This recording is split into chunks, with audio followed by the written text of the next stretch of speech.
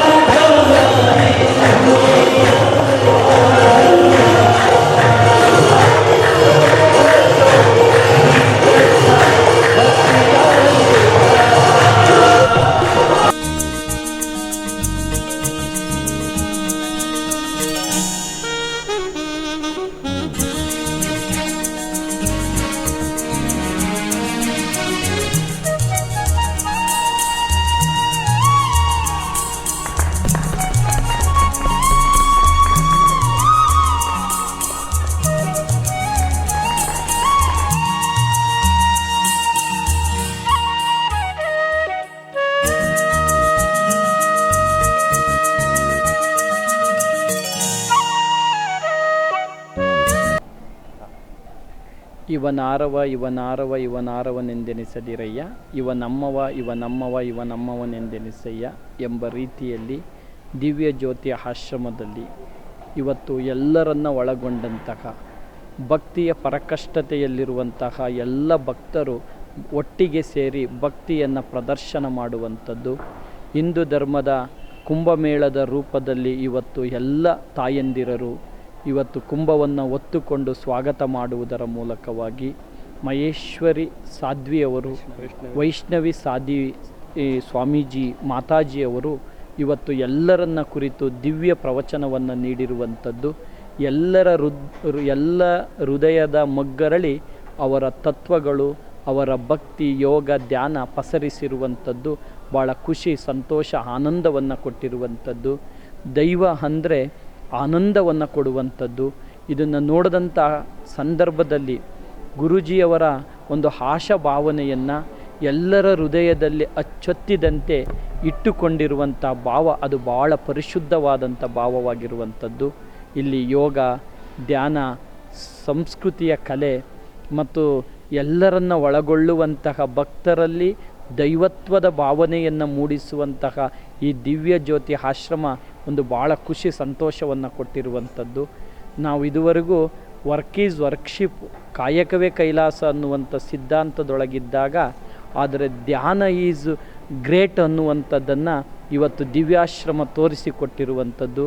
ದಿವ್ಯ ಜ್ಯೋತಿ ಆಶ್ರಮ ನಮಗೆ ಒಂದು ಒಳ್ಳೆಯ ಮೆಡಿಟೇಷನನ್ನು, ಧ್ಯಾನವನ್ನು, ಅಂತರ್ಮುಖಿ ಆಗುವಂತಹ ಭಾವವನ್ನು ಅಭಿವ್ಯಕ್ತಗೊಳಿಸಿರುವಂಥದ್ದು ಭಾಳ ಖುಷಿ, ಸಂತೋಷವನ್ನು ಕೊಟ್ಟಿರುವಂಥದ್ದು.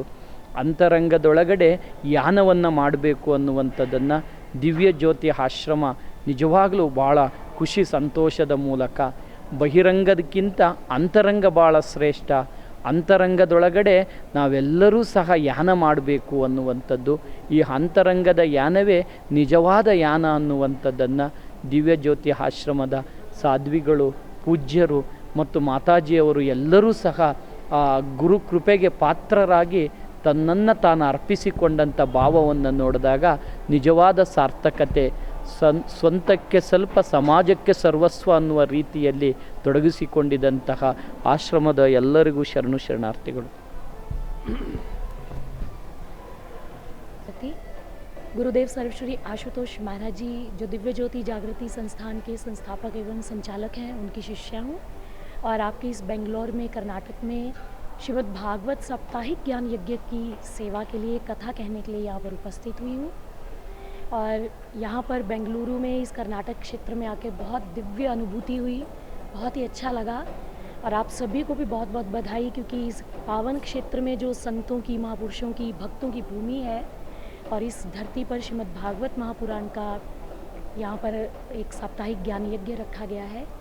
तो भागवत महापुराण ज्ञान यज्ञ का सार यही है कि हम ज्ञान यज्ञ, जैसे हमारे वेदों में भी कहा गया है कि जब बाहरी यज्ञ प्रारंभ होता है तो उसमें सर्वप्रथम अग्नि प्रज्वलित की जाती है और उसमें आहुतियाँ देकर समिधा डाली जाती है। और इसके बाद ऐसा ही ज्ञान यज्ञ एक सद्गुरु, एक दिव्य गुरु की कृपा से हमारे अंतर्घट में भी प्रदीप्त होता है, प्रारंभ होता है, जब सद्गुरु अपनी कृपा से ब्रह्म ज्ञान की दीक्षा के समय हमारे अंतर जगत में ईश्वर के प्रकाश स्वरूप का दर्शन करवाते हैं। तो ये भागवत साप्ताहिक ज्ञान यज्ञ का सार है, क्योंकि भागवत के 12वें स्कंद में श्री सुखदेव मुनि महाराज जी राजा परीक्षित को जो 7 दिन कथा तो सुनाते हैं, लेकिन अंत में उनको ब्रह्म ज्ञान की दीक्षा देकर ईश्वर के साथ जोड़ते हैं, उनकी प्रत्यक्ष अनुभूति भी करवाते हैं। तो ये भागवत महापुराण का सार आप भी ग्रहण कर सकते हैं। आप इस कथा स्थल में आएँ, आपको सादर आमंत्रण है कि आकर प्रभु के आशीष को, प्रभु के आशीर्वाद को, उनकी कृपा कटाक्ष को आप सभी प्राप्त करें।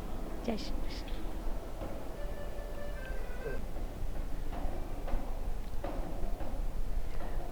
नमस्कार।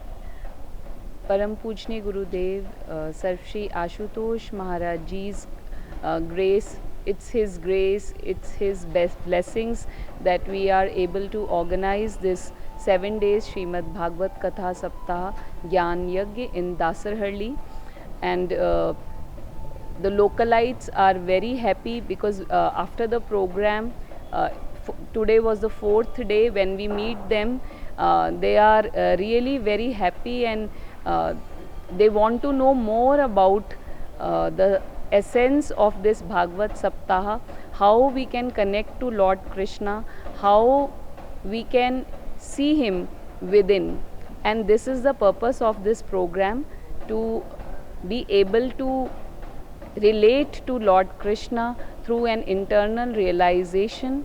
And our Gurudev Shri Ashutosh Maharaj Ji is disseminating Brahma Gyan to each and every inquisitive who wants to be in direct contact with Lord. So we appeal to all the local people here in Dasarhalli and near Dasarhalli to come to this 7 days event and be blessed with Lord Krishna's blessings and Shri Gurudev's blessings.